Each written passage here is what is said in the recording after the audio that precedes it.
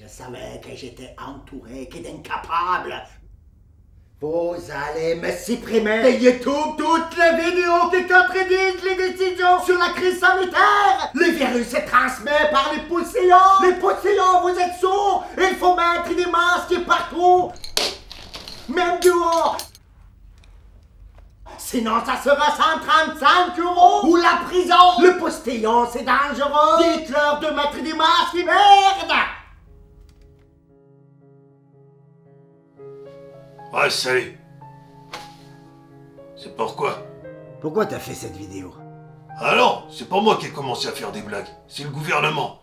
Et qui a écouté Olivier Véran avec ses histoires de tests. Nous avons fait le choix en France de permettre à chaque Français de bénéficier d'un test gratuitement et sans ordonnance. Ça, c'est dans la bouche. Celui-là, il va dans l'oreille. Et ça, c'est dans ton bol. Nous avons dépassé les 1 200 000 tests réalisés sur une seule semaine. Attends une seconde. Celui-là, non. Dépêche-toi.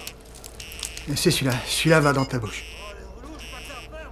Tu sais combien ça coûte un test Covid? La PCR Covid, 54 €, 2 forfaits administratifs. Le total fait donc 73,59 €. Moi j'étais là à 5 h du matin. À ce rythme-là, on va couler la sécurité sociale. Hein. D'ici à la fin de l'année, l'État aura remboursé près de 2,2 milliards d'euros. Et pendant ce temps, les vrais malades, ils voient leurs analyses et leurs opérations repoussées.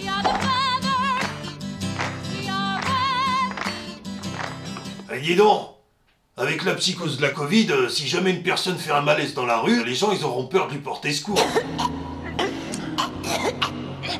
On nous répète à longueur de journée de porter un masque partout, tout le temps, au travail, à l'école, dans les transports, dehors. Le président il porte un masque 5 minutes. À travers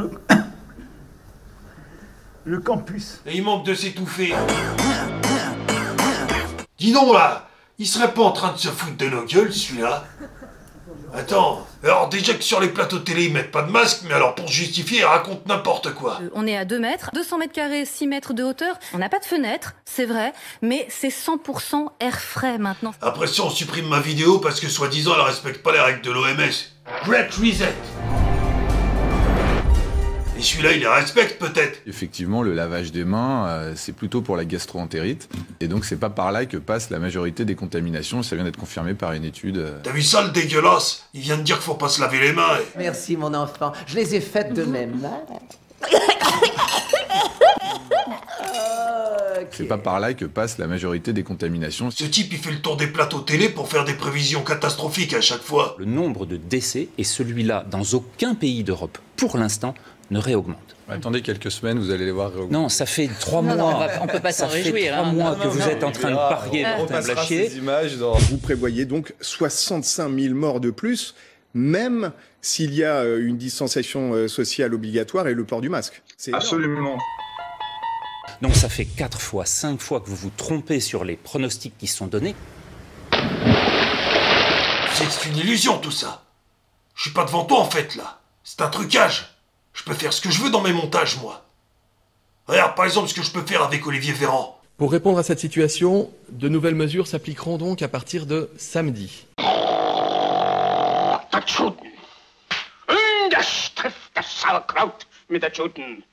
Il s'agit tout d'abord de la fermeture totale des bars et des restaurants.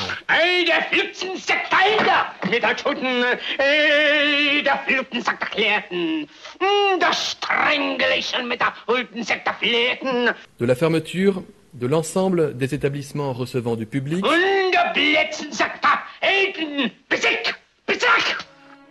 Ah non, c'est pas moi qui ai commencé à faire des blagues, c'est le gouvernement. Et qui a écouté Olivier Véran avec ses histoires de tests. Nous avons dépassé les 1 200 000 tests réalisés sur une seule semaine. Great Reset. Tu sais que c'est une illusion tout ça. C'est un trucage. Regarde par exemple ce que je peux faire avec Olivier Véran.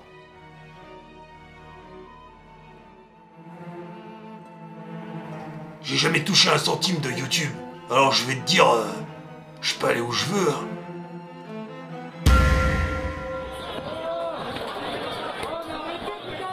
Le gouvernement entretient toujours un climat anxiogène et culpabilisant.